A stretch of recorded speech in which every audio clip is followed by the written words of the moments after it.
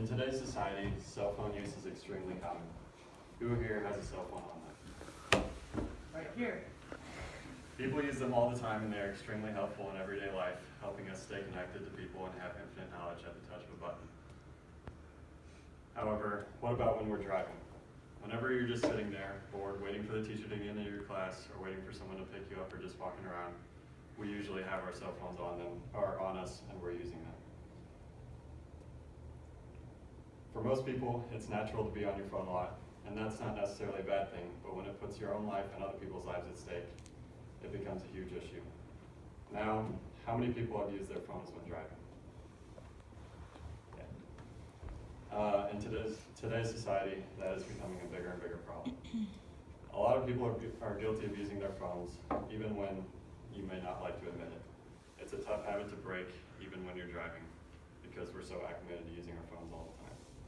Texting and driving is a relatively broad term and it's not just limited to texting. It includes basically all aspects of using a phone. It could be reading a notification, getting on social media, or even skipping a playlist or a song in a playlist. Texting and driving is basically just distracted driving. So talk to text or even talking on the phone is not recommended and is still dangerous. According to EdgarSnyder.com, the people that are most likely to be distracted while driving using their phones are wealthy old men. They are found to believe that their safety net of wealth makes them willing to use their phones more while driving because they can cover the cost if there is an accident. And a close second is teenagers. According to DMV.org, people that use their phone while driving, their chances of an accident go up 23%. And more than a quarter of all accidents in the US involve cell phone usage. Texting and driving also slows brake reaction speed by 18% and is comparable to a 70-year-old behind the wheel. In 2015, there were almost 400,000 texting and driving related accidents. While most of these accidents are minor fender benders and side swipes, sadly an average of 6,000 people die from more serious accidents every year because of cell phone usage. 11 teens die every day on average from texting and driving. Texting and driving is also 6 times more likely to cause a crash than drunk driving. And when it comes to bans and punishments about texting and driving, you can see by this chart here that it is, most of the country it's pretty serious, but some states like Arizona and Montana have no penalty at all and no ban. So that's not very strict rules.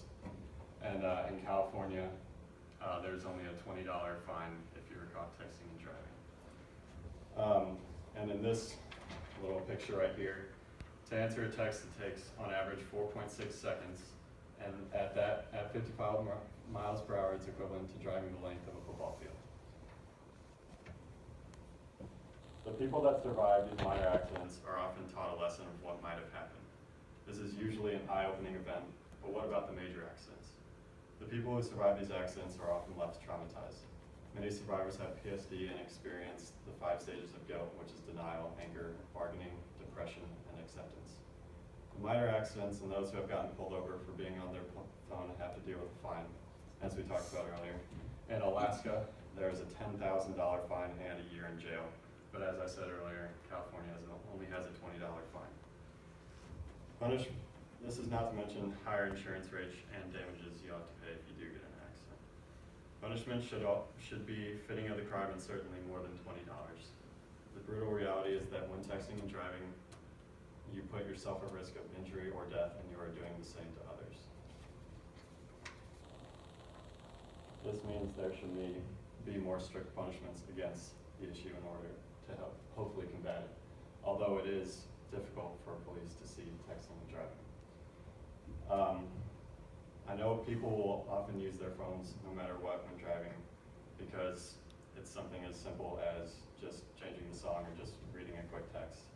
But when the situation arises, you have to ask yourself if it's worth it, if it's worth someone else's life, if it's worth your life. In an emergency, you can always just pull over to the side of the road or just wait to open that text. Remember, using your phone in any way is counted as texting and driving, which is distracted driving, and that means you're not paying full attention to the road and your surroundings. This leads to accidents and needless tragedies.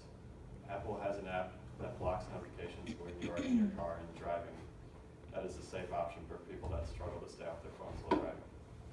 It takes only one time for something tragic to happen. So the next time you think of sending a quick text or skipping to the next song, I urge you to think twice.